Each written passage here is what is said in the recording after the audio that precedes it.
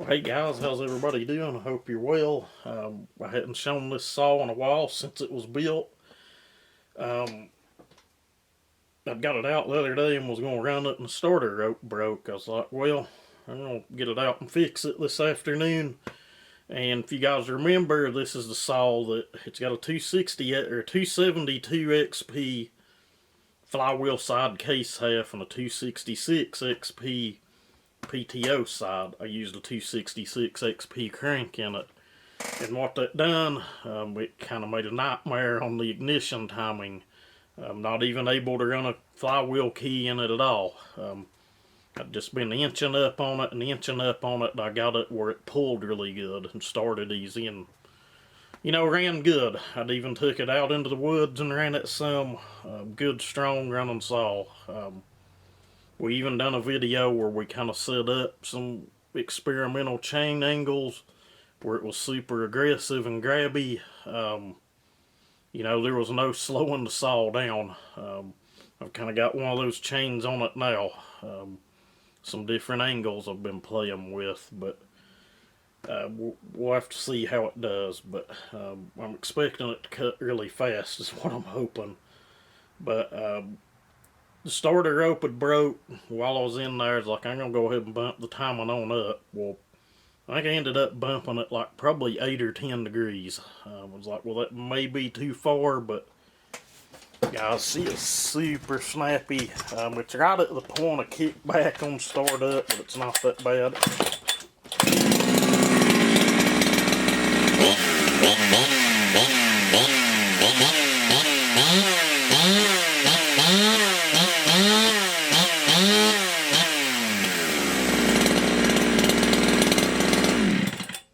I don't know how it's going to do in the cut now, but I'm expecting a significant difference over where it was at, just in cut speed. It's another one of them builds. I have a series on it on the channel. You're welcome to check that out. Shows it from me building the cases. There's a live porting session on the cylinder. I don't know where it's at right now, but when I first put it together and had heat cycled it a few times, it was 200 psi. It ain't bad to start, but it is one, some people may want to decomp in it, but as of right now, I'm okay with it. But anyway, I still don't know that the oiler's keeping up with it.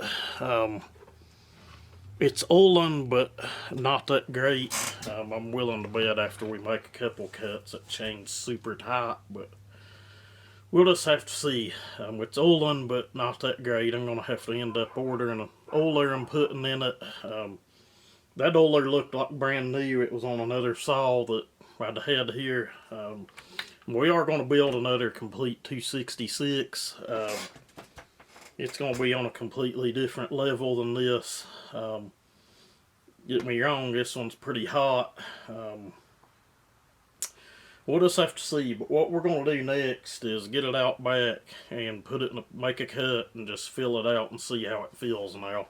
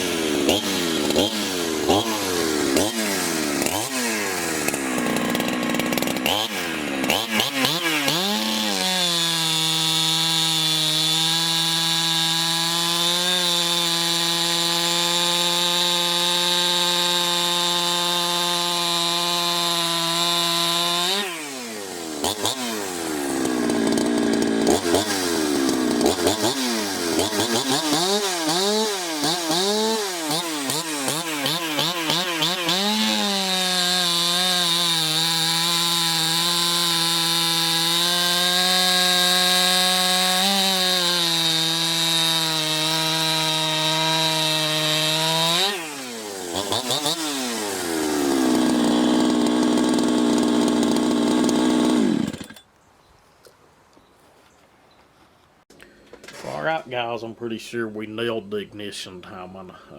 Like I said, it's right at the cusp of wanting to kick back, but not quite.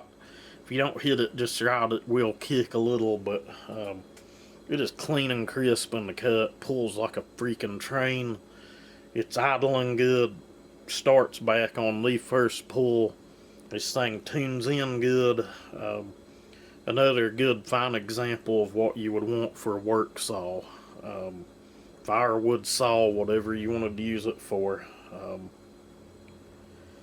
little bit about the build for those of you that are new. We went over the bottom end and the whole deal with the ignition nightmare. That is not a 272 top end, not a big bore or anything. It's a 50mm 266 XP cylinder. It has a Duke Smalley coated 266 XP piston. It's windowed, but it's full circled. I think I show it in one of the videos when we first got into these things. 272 muffler with a piece of 3/4 inch pipe tacked in it, and a 272 carburetor. I think that's covering it all. It does have machine work. Like I said, when I first done it, it had 200 PSI. It's probably a little north of that now, that it's had a little run time. You know, port work on it, I'm wanting to say the numbers were like 102, maybe 119 or 120. The lowers on this were not touched. We'd done the live porting session on this. That's the video I may link at the end, and or put it in an end screen and put the playlist there as well. It is a good stout build. It doesn't even have a high top air filter on it. It's just your typical, the flat air filter that would be like on a 288 or I guess a low top 272 or something. You know, no hogging out, no none of that. Just the machine work done, port timing set. Here's what you get, and I hope the saw speaks for itself. It's super snappy, it revs to the moon. That chain is super freaking aggressive. Just to tell you, the head angle on it's 50 degrees, the cutter angle on it's 30 degrees, and the tilt angle on it's 15 degrees, and the drags are set to the softwood setting with the Husky depth gauge. And you know, I don't have to explain it. You guys could see and hear how grabby it was and what kind of chips it was spitting out. Anyway, I thought about getting into another big discussion on hogging things out, but I think we'll just let the saw speak for itself. But as always, thank you guys for watching. Everybody stay safe. Y'all have a great week.